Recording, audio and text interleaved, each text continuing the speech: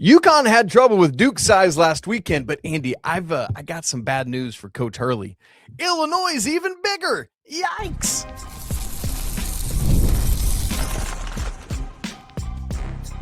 You are Locked On College Basketball, part of the Locked On Podcast Network. Your team every day.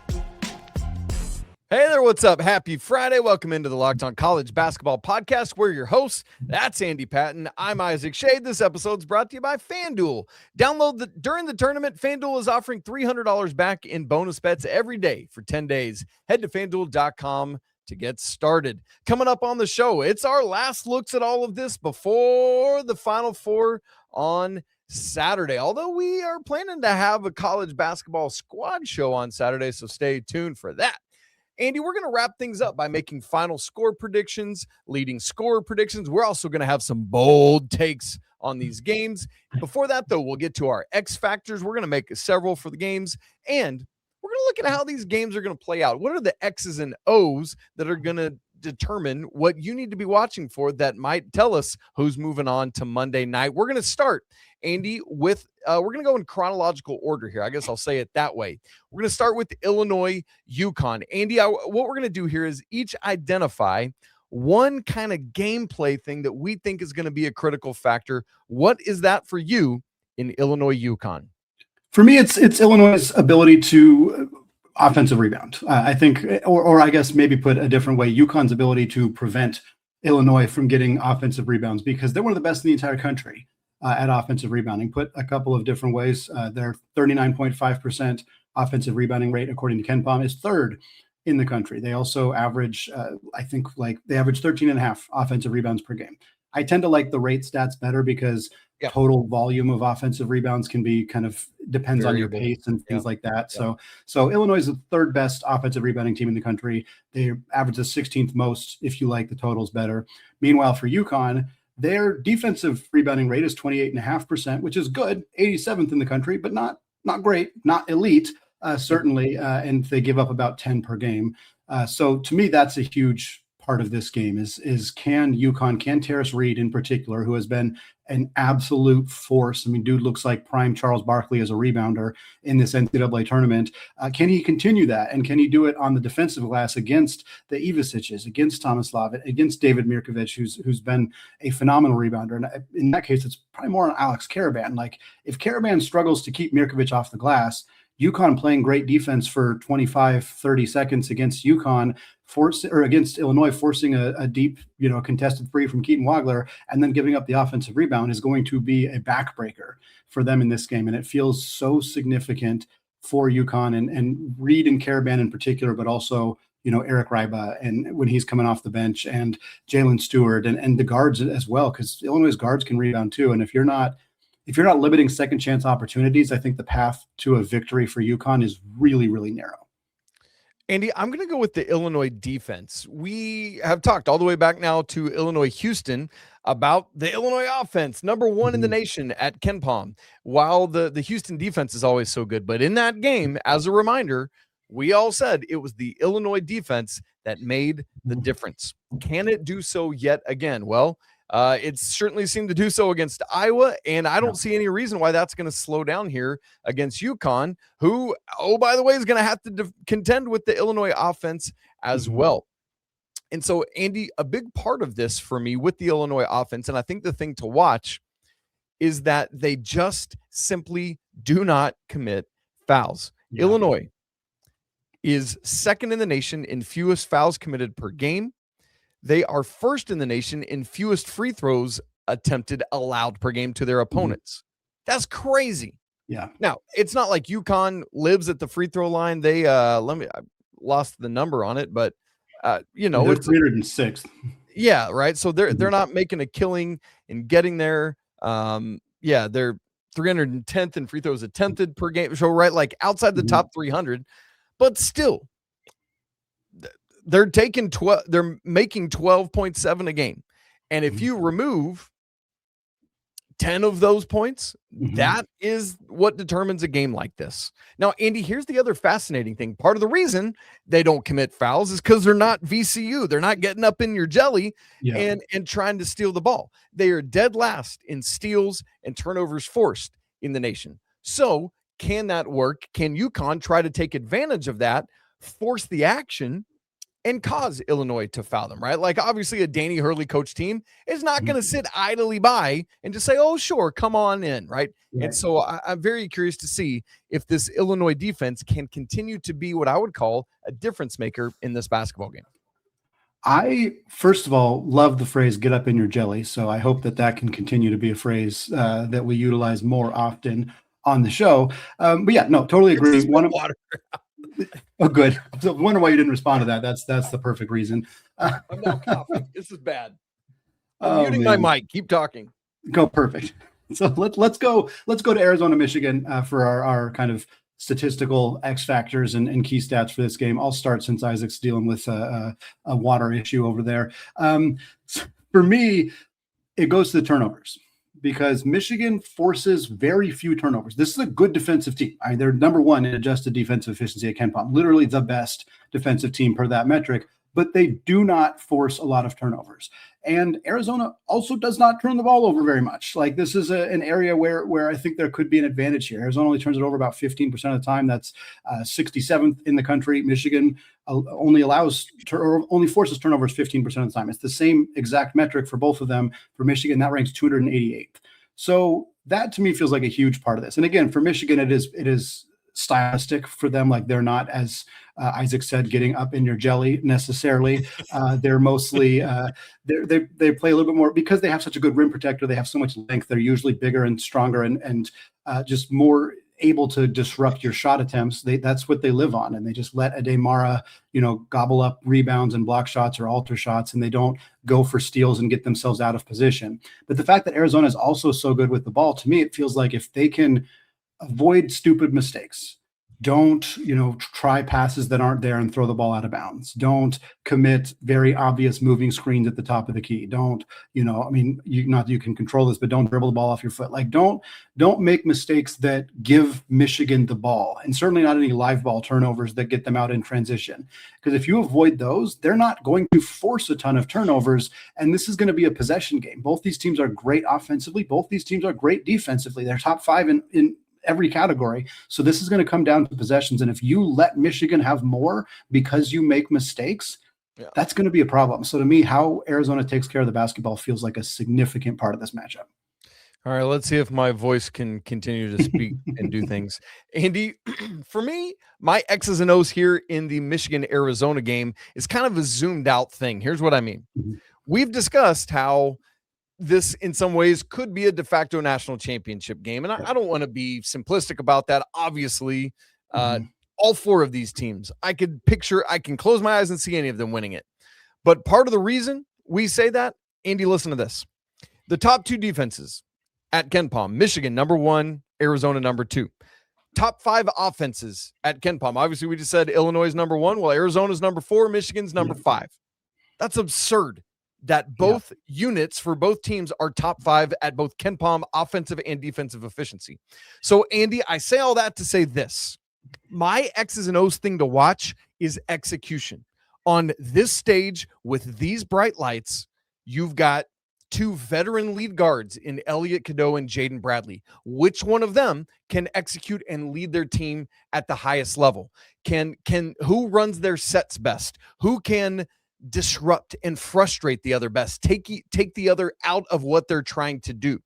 The team that is able to execute their game plan, their slobs, their blobs, their whatever you want to say, right? Like all of that to me is what this comes down to. These teams combined for just 5 losses this season, Andy, only 4 of which were in regulation, a combined 23 points. This game should be phenomenal and dynamic, but it's all going to come down to who can play their game the best. Well, we talked about some of the stat X factors, for lack of a better phrase, but now we're going to look at some of the player X factors, which individuals are going to make an impact on this game that maybe aren't the star players for each team. We're going to get to that coming up here in just a second. I'm Clea Butler, host of Locked On Women's Basketball, and this is Mazda's Women's Basketball Snapshot, celebrating the work no highlight reel can ever capture. The NCAA Women's Basketball Tournament Elite Eight wrapped up with the UConn Huskies staying undefeated at 38-0 after a decisive win over Notre Dame, while the UCLA Bruins rallied past Duke behind a dominant second half performance. On the other side, the remaining one seeds in South Carolina and Texas will be determined after their matchups against TCU and Michigan, respectively.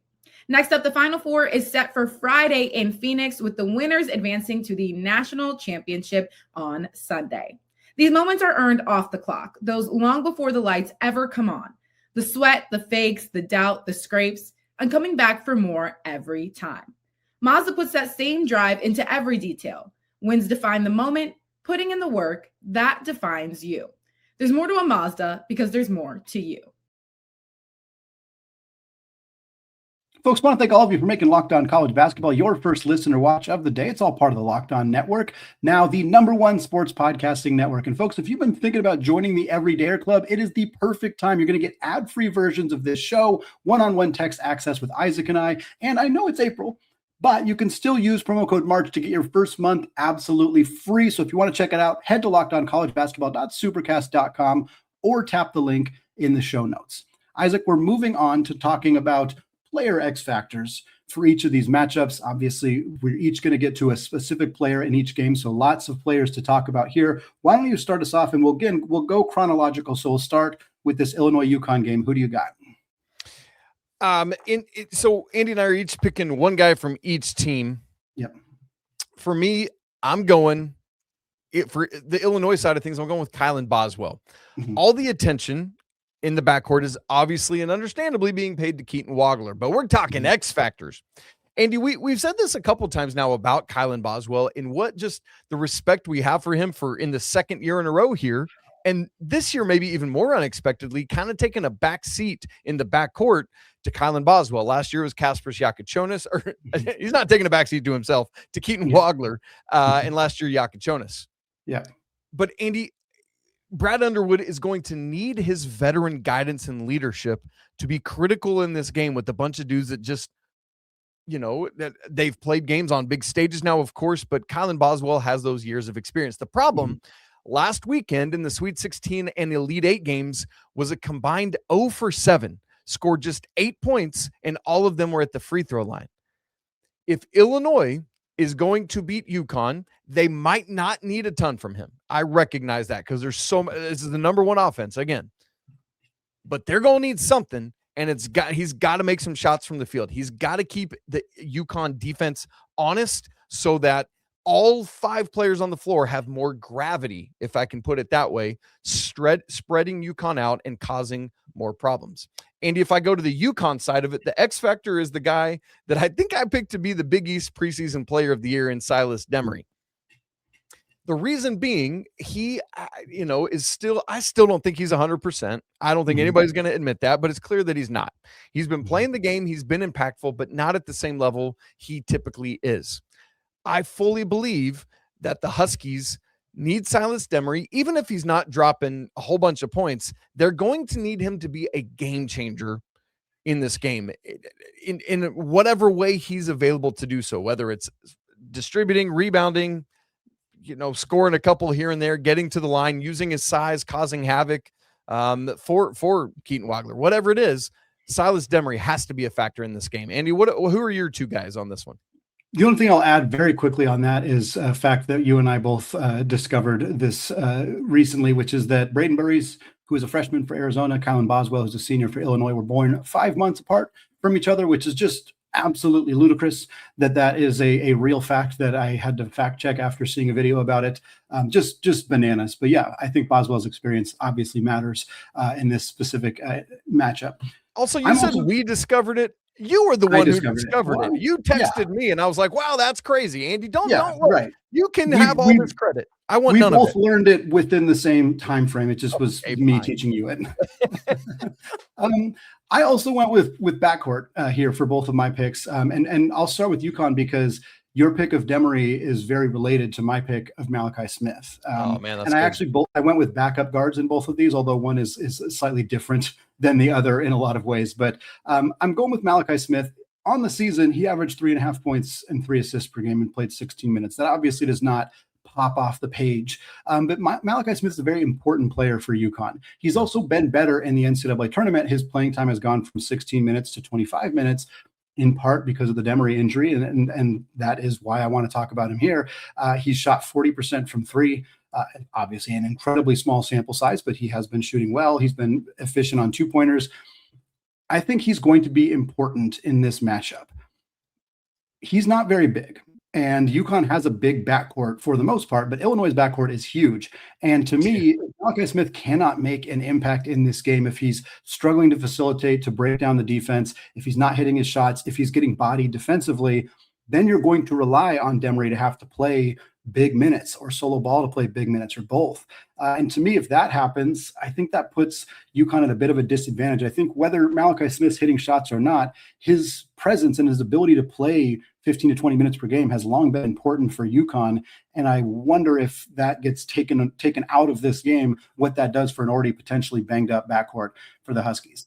On the other side of things, I'm going with, again, a backup, a bench player, in the sense that he has not started a game since late February in Andrei Stojakovic, but he's a really important player for Illinois as a scorer. He's one of their leading scorers. He's in his last 3 games, which is their 3 most recent NCAA tournament games after the first round, he's averaging 17 points a game. He's shot 75% on twos. He's been highly efficient. He's great at getting downhill. Again, he's not his dad. He's not Peja. He's not a great 3-point shooter.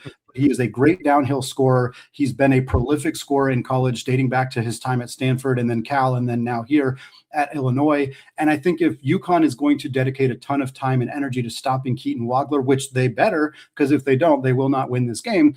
If they do that, then I think Stojakovic becomes a critical piece for Illinois, because if he's struggling, if he has an off night and Wagler is neutralized by UConn, suddenly Illinois' great offense is down 2 key players, and that might be hard for them to overcome. So I think Stojakovic having a big game is paramount to Illinois winning this game.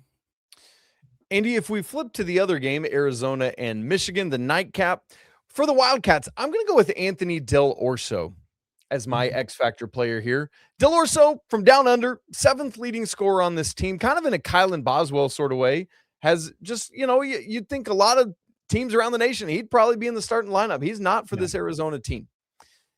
Andy, Del Orso in the NCAA tournament has not yet hit double digits. I don't think I realized that until we were preparing for this show. And I was like, really? But it's true in those 4 games.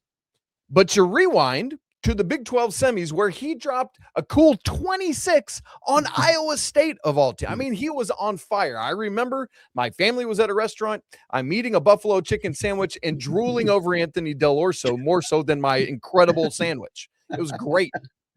He was the Cats' leading scorer in that game. I rewind to mid-February, where in back-to-back games, he dropped 22 in each of them to be the leading scorer against BYU and Houston. He has that in his bag. And it might be the kind of thing where he can jump out. I've got somebody else as my leading scorer in this game. But, dude, if Arizona can get a performance like that out of Del Orso in Saturday, or if they win on Monday, my goodness, what a pickup that would be. For Michigan, it's freshman Trey McKinney. Obviously, the front court gets all the love. Elliot Cadeau gets a ton of love. But, man, I just think Trey McKinney is a critical factor here. He is the really only freshman in the rotation for Michigan, but he's bringing a level of ability and athleticism that a lot of the, this isn't and when you think about Yaxel and Merez and Adimar and Elliot Cadeau, you don't necessarily like the athleticism doesn't jump off the page. Maybe right. Johnson might be the most athletic out of those guys, but I feel like McKinney brings that kind of dynamic to this Michigan team, and they're going to need that against the depth and capability of Arizona. So that's who I got. Trey McKinney for Michigan, Del Orso for Arizona. Andy, who are yours in this game? It's funny because we kind of had the same reasoning for our picks for UConn, and we have kind of the same reasoning for our picks for Michigan as well, because McKinney becomes really valuable for Michigan, like you said, because of the LJ Kaysen injury, the depth in the backcourt. And great point. That's why I'm picking Elliot Cadeau. And again, he's my first starter that I'm picking out of this group, although I will also have a starter for Arizona. But Cadeau is critical in this matchup because Michigan doesn't have depth behind him at the point guard position. They have other great players, they have other guards, but that matters a lot. And I think a key kind of reason that we saw this come up and get discussed was, if you missed this story, Elliot Cadeau was recently hospitalized, and it ended up being, I don't want to minimize this specifically, but it ended up being a nut allergy, and he was fine. Like, he's totally fine. He said, it's not even a thing that's bothering me anymore. I'm not incredibly familiar with nut allergies, but I know that, like, it's not going to linger for, like, once you get it cleared, like once you get your epi, you're fine. And so obviously a really bummer timing for this, and scared the heck out of everybody. But there's no reason to believe that this will linger. But before we knew what happened, when there was kind of this scrambling of information of, like, Elliot Cadeau's in the hospital, what's going on? Like, the thought of, like, yeah, Yaxel's the better player, and Mara and Morez are probably better players, but I don't know that there's any way Michigan wins this game without Elliot Cadeau. And that made me realize, like, yeah, it's not even that you need him to play. You need him to play well, and you need him to avoid fouls. One thing that I would look at if I was Tommy Lloyd in Arizona is, like, how can we get Jaden Bradley, who's bigger and stronger, get him to try to bait Cadeau into some fouls? Because if Cadeau's got 2 fouls in the first 10 minutes of this game and has to sit, that's a big advantage for Arizona, because, again, there's no LJ Kaysen. There's no, like, obvious backup kind of facilitator, floor general for Michigan. So to me, Cadeau's not his health at this point. I think that's a non-issue, but his ability to stay on the floor and, be the version of Cadeau he's been in the tournament, as opposed to the inconsistent version we've seen throughout his career, is again paramount to Michigan being able to win this game. On the other side, I'm going with the guy that I have talked about ad nauseum over the last couple of weeks, and that would be Ivan Karchenkov, starting forward for Arizona. He's been so good in this NCAA tournament. A kid who it took weeks, really months into the season before he really got the attention that he deserved. A tremendous player who's just really well-rounded and versatile, and kind of the perfect plug-and-play glue guy type player for this Arizona team. He had 15 points and 5 assists on 4 of 6 shooting against Arkansas. And then he turned around and had 18 points and 8 rebounds on 7 of 11 shooting against Purdue. So if you need him to distribute, great. If you need him to rebound, great. If you need him to be efficient offensively, great. He can do that. He can also, by the way, guard 1 through 5. I suspect he will be on Morez Johnson Jr. in this game, with Koa Pete lining up against Yaxel. But I also think we'll see Karchenkov get opportunities to guard Yaxel, and opportunities to guard Morez, and possibly opportunities, if they do some switching, to guard Cadeau and to guard Mara. And I'm not saying he's going to be wildly successful defending Ade Mara. He's 6'7". That's going to be a challenge, but he can be used as kind of this Swiss Army knife on both offense and defense. And I think, again, the glue guy term gets thrown around a lot, but he really fits that mold for Arizona as somebody who can play so many different roles and impacts winning a different way seemingly every single game. And I don't see Arizona winning this game without Karchenkov having his handprints all over this win in some capacity. Andy, I think Karchenkov, and this is off a gut reaction, so somebody that thinks about it more than I did 5 seconds ago might have a different answer.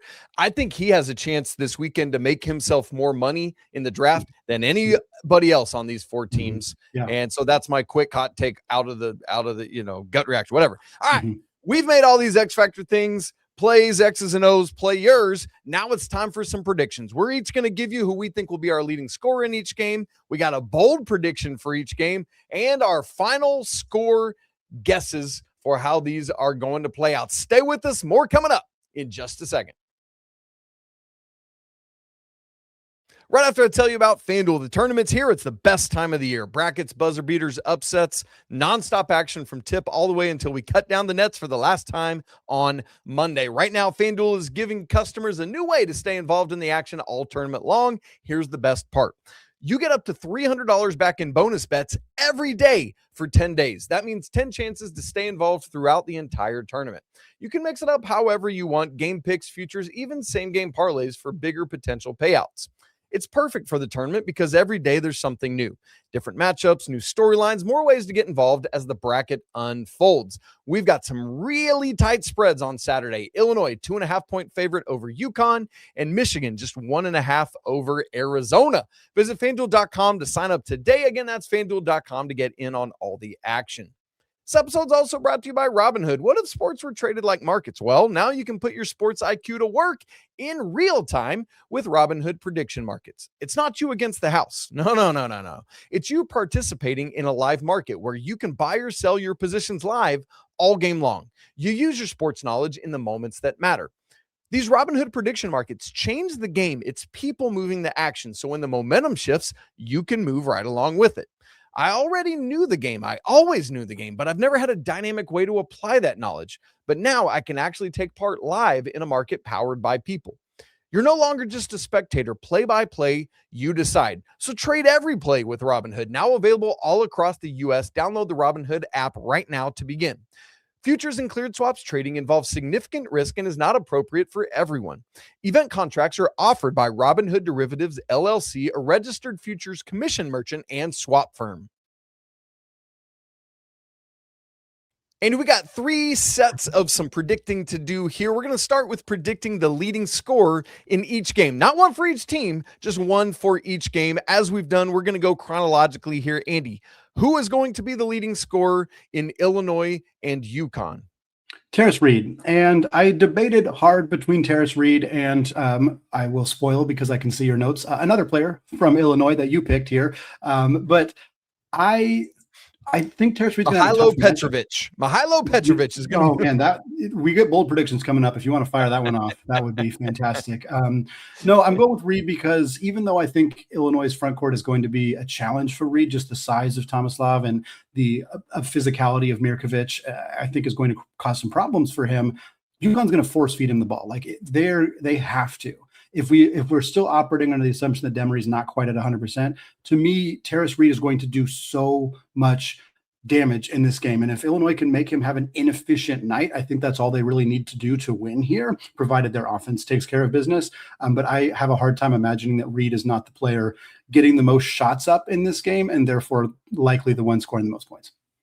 I'm going with Keaton Wagler, Andy, as you just alluded to. I think a couple things here. We've got Silas Demary not being at full strength. That affects things.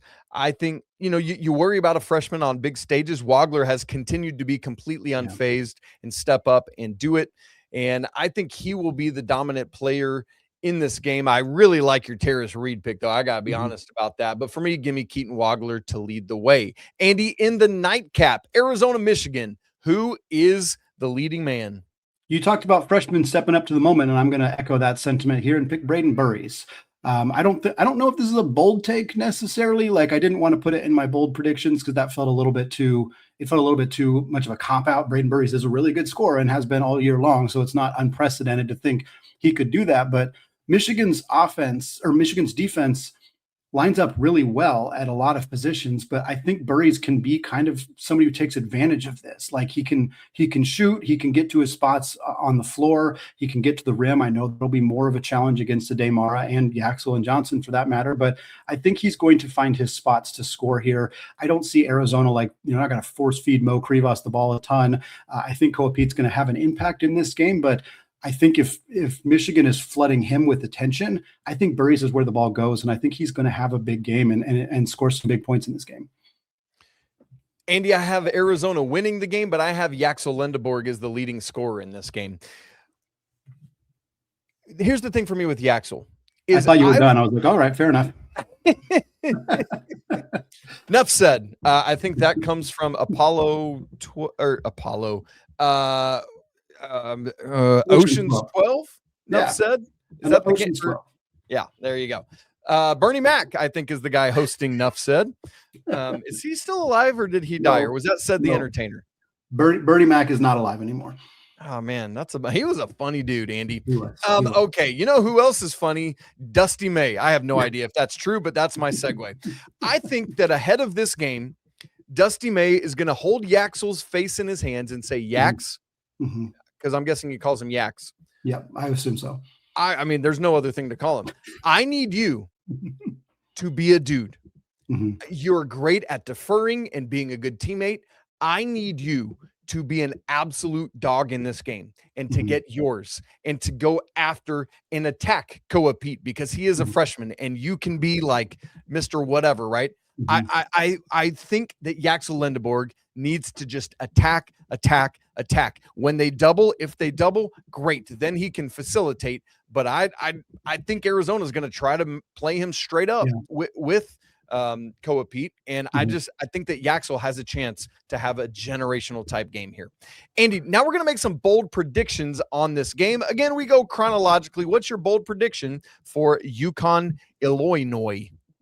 I think Illinois is going to make a lot of threes in this game, and that would, that gives probably gives a little hint as to who I'm going to pick to win the game, because that seems like a pretty big factor in this contest. Illinois, for what it's worth, averages about 11 made threes a game.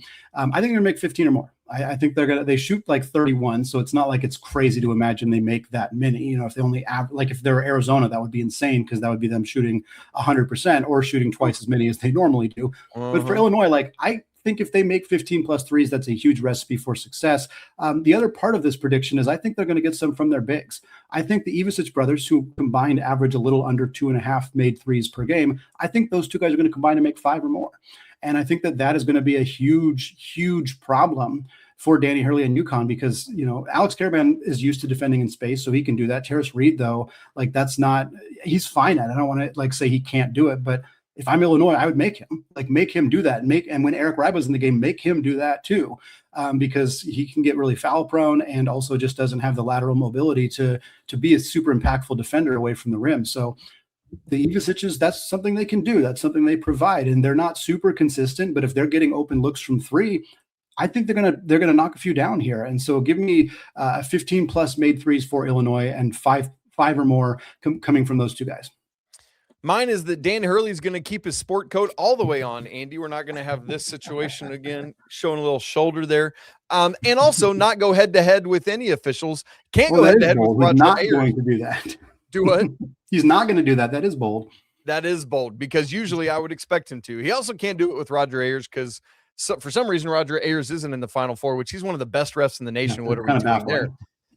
But no, seriously, Andy, here's my bold prediction. David Mirkovic goes for 20 and 15 because Alex Caravan has nothing for him defensively. We saw it against Duke, where Duke just went at Alex Caravan over and over again early.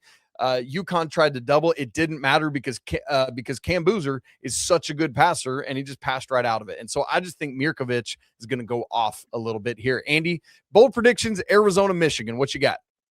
Yeah, I'm going with Yaxel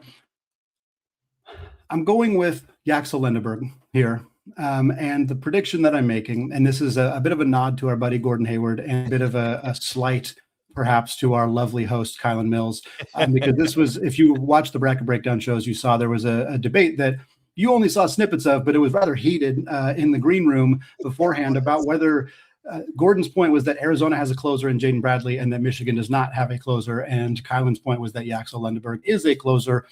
We've seen him hit game-winning shots this year. We have seen him do that, but I'm going to make the bold prediction that he gets the moment, he gets an opportunity to win this game for Michigan, and he does not do it.